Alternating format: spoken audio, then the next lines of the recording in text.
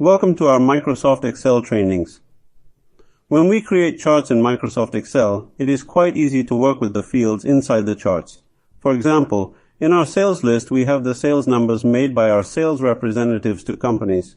Let's turn these into a graph. If our table is clear like this, friends, we can immediately create a line graph by using Insert, for example, Line Graph.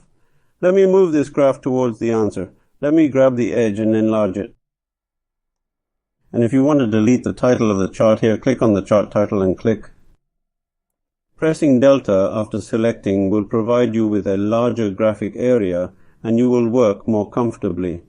Now we can use the values we have made here to show the sales values on these graphs or to make changes to our graphs right next to our graph by using the options next to it if you are using the 2013 version, or by using the design or format options above if you are not using the 2013 version.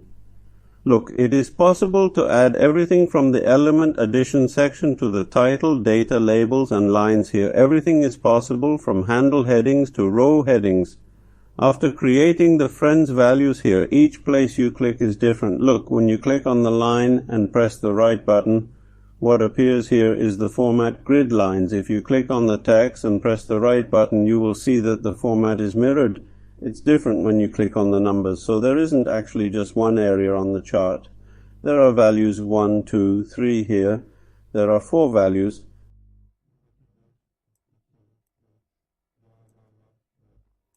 There are the following values. 4. There is a drawing area in the background of the graph 5. We also have the graphic area at the outermost part 6. If you want to make changes to the 6 different fields here, it is possible to make changes by hovering over them and pressing the right button. It is even possible to add images to this background if you wish. Here, for example, if we want to show our sales values on our graphs, look at the values here. When you hover over the value, you can see what it is. But if we want to show them here, let's look at the ready-made styles. Is there such an example in our ready-made styles?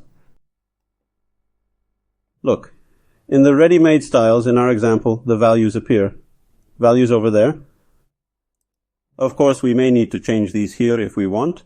For example, they remain small, the text remains large, or let's do it like this. If we don't need the penny box, we can't change it from here. Let's move our chart to the side. Let's remove the pennies here by selecting this area. And it will automatically reflect in our chart and turn into a clearer chart. Friends, we do not have operations such as sorting and filtering here, but of course we do have filtering.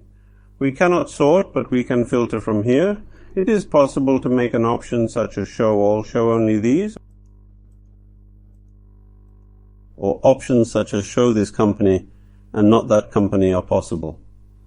We have sims in our defined areas. We can use these.